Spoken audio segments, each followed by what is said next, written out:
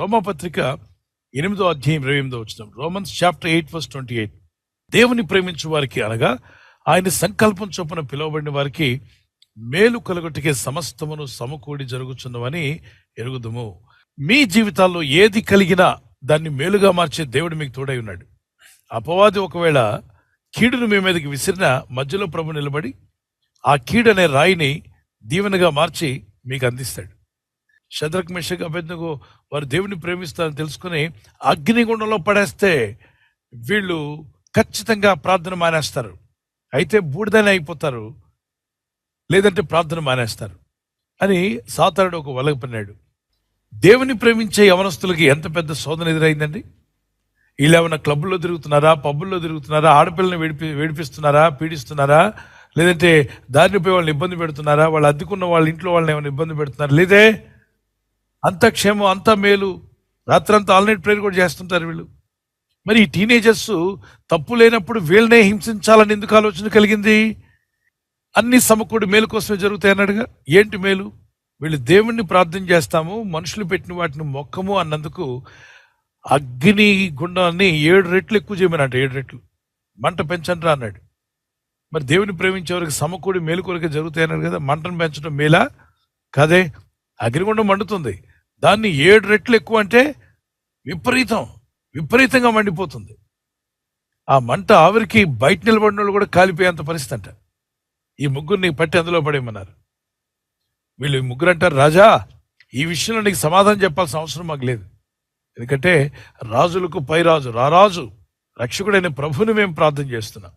రాజా ఈ విషయంలో నీకు సమాధానం చెప్పాల్సిన అవసరం లేదు. దానియేలు 3:16, 17, 18లో వాళ్ళు అధికారులు వచ్చి, అంటే సైనికులు, దేహదారుఢ్యం గలవారు, ఈ ముగ్గురిని తాళ్లతో కట్టేశారు. కట్టి మరి ముగ్గురు అందులో వేయాలి కదా. బలమైన వాళ్ళందరూ కలిసి ముగ్గురు తోసుకుంటూ వెళ్ళి అందులో పడేయడానికి వాళ్ళ దగ్గరికి సమీపిస్తుండగానే లోపల నుండి అగ్ని మంట భయంకరంగా వస్తుంది. 7 రెట్లు అంటే చాలా భయంకరమైన మంట. ఆ ఆవిరి వేడికి సెగకు పడేసిన వాళ్ళు కాలి బూడిదైపోయారట.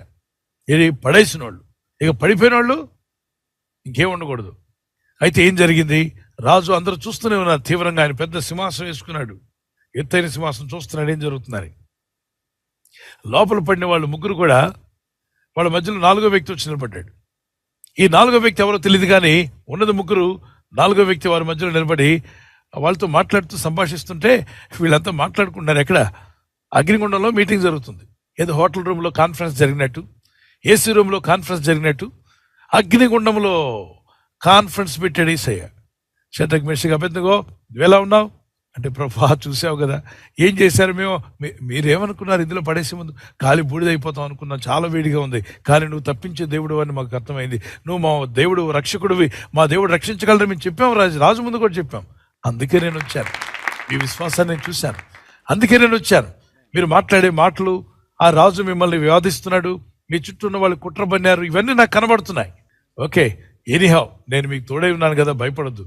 ఎలా ఉంది ఇక్కడ వేడి అంటే, ప్రభా నువ్వు ఉన్నావు కాబట్టి ఏసీలా ఉంది. ఓకే, కానీ బూడిదైపోతాం భయపడుతున్నారా? లేదు దేవా, వాళ్ళు కీడులో పడేశారు, కానీ నువ్వు మా మధ్యలో ఉండి వాళ్ళు వేసిన కీడుని మేలుగా మార్చావు దేవా, నీకు స్తోత్రం అని మరో పాట పాడుకుంటున్నారు వాళ్ళు.